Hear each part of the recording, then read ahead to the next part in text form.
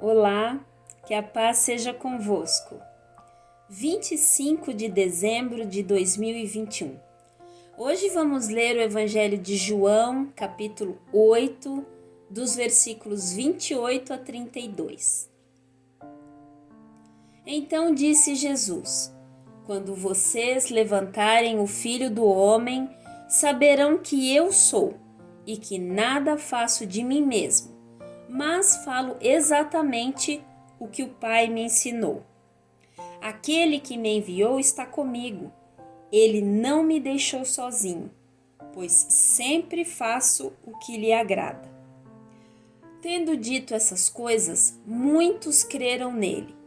Disse Jesus aos judeus que haviam crido nele: Se vocês permanecerem firmes na minha palavra, verdadeiramente serão meus discípulos e conhecerão a verdade, e a verdade os libertará.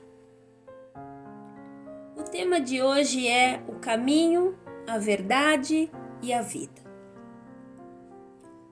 Há uns 4 anos atrás, eu me deparei com um vídeo onde um judeu de nascença, que sempre ouvira dizer que o Novo Testamento era um livro que mostrava como perseguir os judeus e que Jesus devia ser italiano porque os únicos cristãos que ele conhecia eram católicos descendentes de italiano, conta sua experiência com Cristo.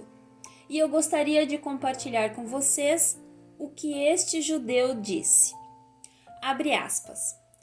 É isso que você tem que fazer: ficar careca, se vestir de preto, vestir um roupão branco, tornar-se vegetariano, olhar para Jerusalém. Tem que olhar para a Índia quando vai rezar. Rezar apenas em hebreu e tem que deixar crescer uma longa barba. Se você fizer todas essas coisas externas, culturais, você descobrirá o Deus do universo.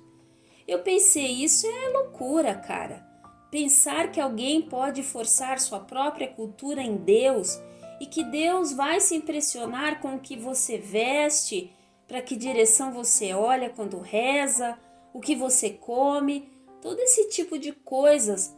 Para mim parecia que se havia um Deus lá fora que pudesse ser conhecido, ele deveria ser reconhecido. Não importa para onde eu olhasse, como eu me vestisse, porque ele é Deus. Quando eu era pequena, eu achava que nós tínhamos a nossa Bíblia e os gentios tinham a Bíblia deles, o Novo Testamento, e que eram 2 livros completamente separados, e que as únicas pessoas que conheciam e que acreditavam em Jesus eram todos da nossa escola pública, que eram católicos italianos. Eu pensava que Jesus era italiano. Então, o entendimento de que, na verdade, ele era judeu foi um choque. Aí, então, eu vi que o Novo Testamento foi escrito por judeus. Eu não podia acreditar. Minha expectativa era que o Novo Testamento era como meus avós me haviam dito, que era um livro de como perseguir judeus, que era algo que devíamos ficar longe. E claro, quando alguém te diz que você tem que ficar longe de algo, a curiosidade vence e você tem que ver o que é. Quando eu abri o Novo Testamento, eu esperava encontrar um manual de como perseguir judeus. Era algo que devíamos ficar longe. Meus avós me haviam dito que fora escrito por pessoas que matavam judeus. Era isso que eu estava esperando encontrar. E quando eu abri a Bíblia, era história escritas por judeus, sobre pessoas judias. O Novo Testamento é um livro fascinante. Enquanto eu abria o livro na biblioteca, eu olhava ao redor para ter certeza que nenhum dos meus amigos estavam olhando. Eu pegava uma Bíblia cristã da estante, eu abri e lá estava na primeira sentença que diz: essa é a genealogia de Jesus, o Messias, o filho de Davi, o filho de Abraão. Então, 3 pessoas são mencionadas e todas são judeus. Eu fiquei chocado e enquanto eu continuava lendo, eu estava lendo a história de um judeu que nasceu numa vila judaica e na terra dos judeus, e que um belo dia ele entra numa sinagoga e anuncia que ele é o Messias. Quanto mais eu lia sobre Jesus, mais eu ficava atraído por ele. Era tão lindo quanto qualquer outro trecho que eu havia lido na nossa Bíblia. Cheguei à conclusão de que Yeshua, Jesus, era o Messias. Para mim ficou claro que isso era a coisa mais judaica que eu poderia fazer. Aquela não era uma pessoa que era um renegado do nosso povo. Ela era a pessoa que havia sido prometida pela nossa própria Bíblia. No capítulo 53 de Isaías, ele é fantástico. Se você apenas ler aquele capítulo sem a Bíblia em volta, essa é uma Bíblia cristã. Esse descrito é Jesus.